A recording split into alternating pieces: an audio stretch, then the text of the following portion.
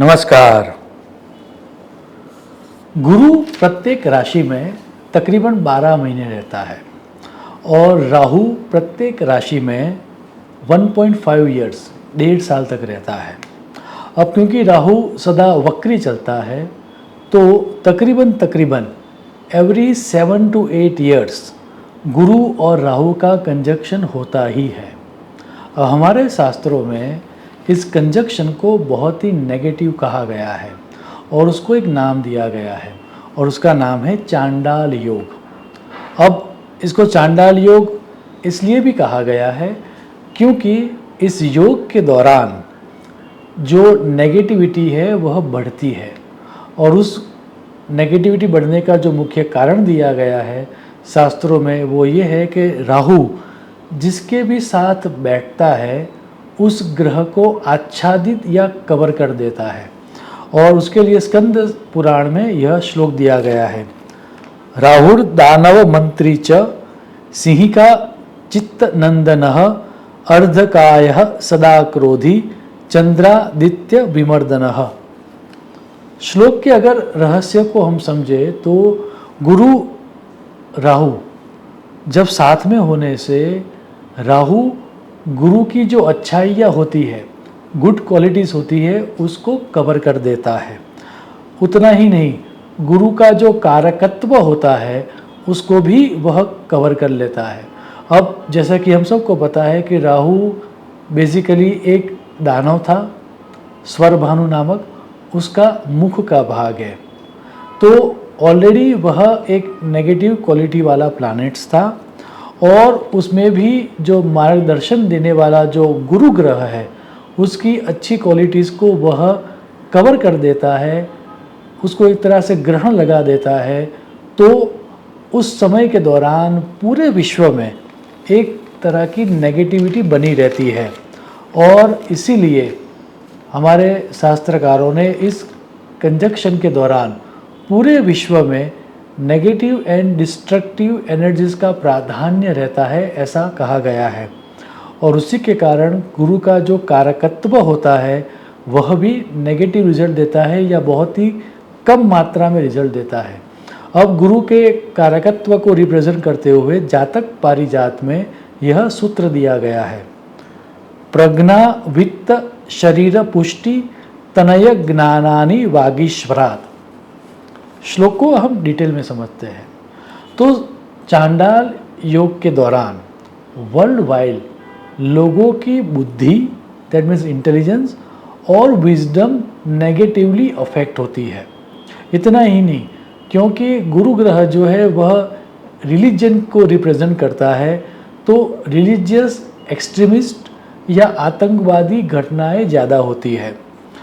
हम अगर समय में थोड़ा पीछे जाए तो टेररिज्म की जो सबसे बड़ी विश्व प्रसिद्ध घटना है वह है 9/11 यूएसए में घटित हुई घटना।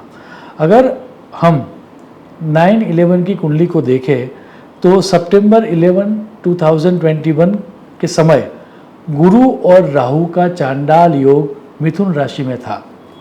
सिर्फ यूएसए की ही क्यों बात करें, हमारी भारतीय पार्लियामेंट के ऊपर जो आतंकवादी हमला हुआ था उस समय भी दिसंबर 13, 2001 की कुंडली को देखें तो उस समय भी गुरु राहु का चांडाल योग था।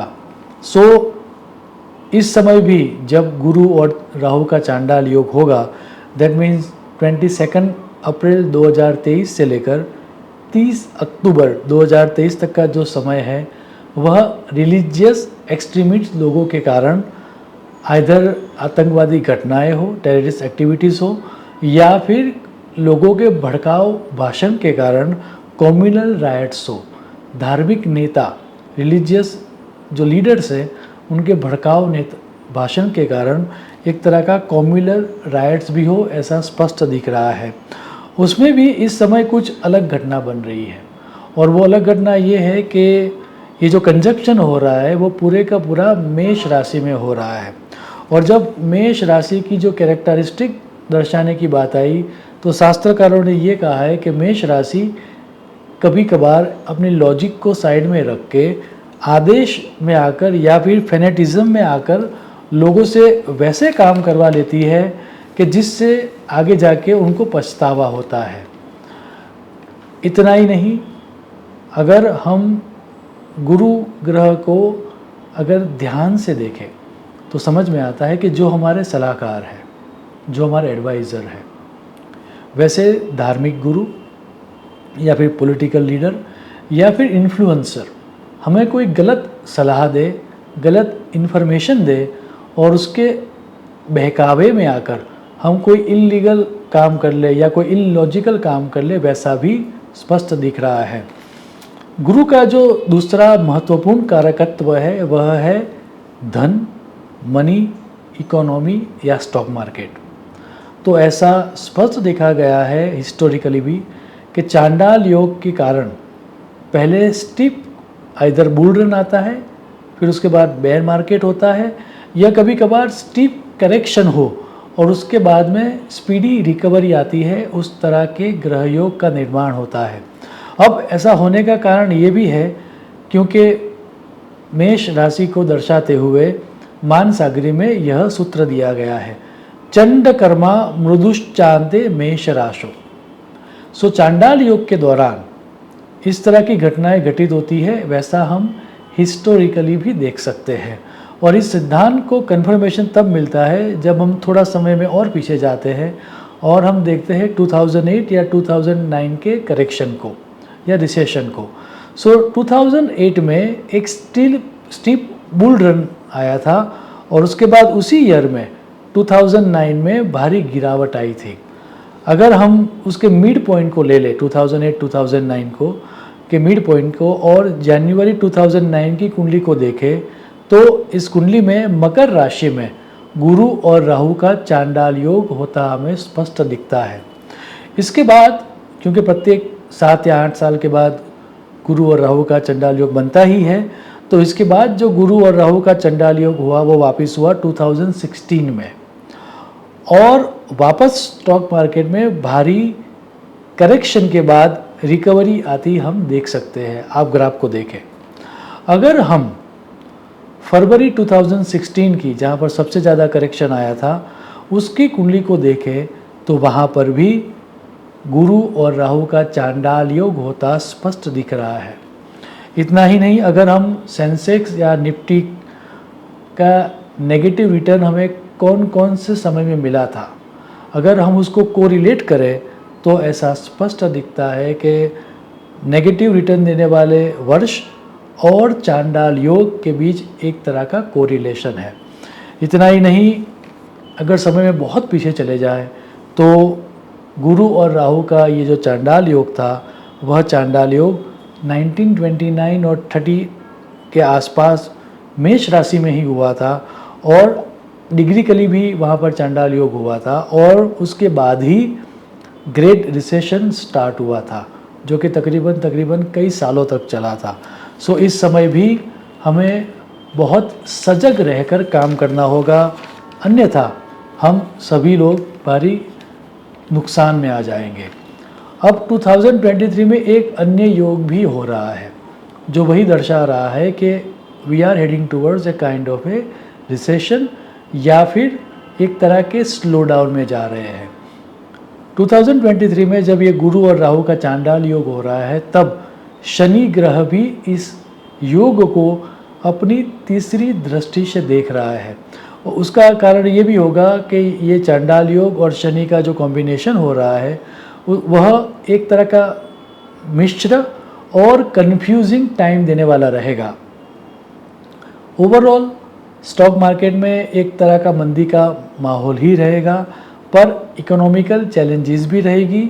सो इस मिश्र समय में हमें बहुत ही सजग रहना होगा। अब ये मिश्र समय क्यों है वह समझाते हुए शास्त्रकारों ने ये कहा है क्योंकि राहु जो है वह बाहुबल या फिजिकल एक्शन को रिप्रेजेंट करता है। कुछ कर देना है, कुछ बड़ा काम करना है या फिर कुछ करके ही रहना है, उस तरह की जो मेंटालिटी है वह राहु देता है। पंडित जनार्दन जी ने एक सूत्र दिया है, राहुर बाहुबलम करोतु विपुलम। सो चांडाल योग में कुछ न कुछ करके बदलाहट लाने के थॉट्स हमारे दिमाग में आएंगे। कुछ इलॉजिकल करने का हमें मन होगा, कुछ इलीगल करने का हमें मन होगा, जबकि शनि जो है जब वो चांडाल योग को देखेगा तो वह विवेकपूर्ण काम करने के लिए फोर्स करेगा। शनि लीगल काम करने के लिए फोर्स करेगा और गुरु राहु का चांडाल योग इलॉजिकल या इलीगल काम करने का फोर्स करेगा। तो एक तरह की मिश्र फीलिंग या मिश्र थॉट्स हम सब के दिमाग में आएंगे। याद रहे, अगर क्योंकि गुरु रिलीजियस एक्टिविटीज़ को भी रिप्रेजेंट करता है, लॉ एंड ऑर्डर को भी शनि रिप्रेजेंट करता है, और गुरु राहु का चांडाल योग एक तरह की मिश्र संवेदना हमें देने वाला है। सो अगर आइदर वो फाइनेंशियल सेक्टर हो या फिर रिलीजियस रीज़न हो, अगर हम हमारी बुद्धि का विवेकपूर्ण उपयोग करेंगे तो ही हमें सफलता और शांति मिल पाएगी। आखिर में हमारी 12 राशियों के बारे में बात करें संक्षिप्त में, तो पृथ्वी तत्व की वृषभ, कन्या और मकर राशि वालों को यह जो चांडाल योग है वो सबसे ज़्यादा नेगेटिव रिजल्ट देगा। उनको अलर्ट रहना होगा, और अगर वो सजग नहीं रहे तो उनको भारी नुकसान का सामना करना होगा। अग्नि तत्व की मेष, सिंह और धन राशि वालों को भी थोड़ा बहुत कॉशियस रहना पड़ेगा, लेकिन यह समय ओवरऑल उनके लिए एवरेज रहेगा। वायु तत्व की मिथुन, तुला और कुंभ राशि वालों को यह समय अगर वो थोड़ा भी सजग रहे तो उनका भारी जो नुकसान है वह टल जाएगा और यह समय उनको अच्छा रिजल्ट देगा। जल तत्व की कर्क, वृश्चिक और मीन राशि वालों को अगर उन्होंने 5% या 10% भी अलर्टनेस दिखाई तो इस समय के दौरान शायद उनको लाभ भी हो सकता है। याद रहे, चांडाल योग का अर्थ ये नहीं है कि गुरु की जितनी भी शुभ क्वालिटीज़ थी, जो पॉजिटिव क्वालिटीज़ थी, वह ख़त्म हो चुकी है।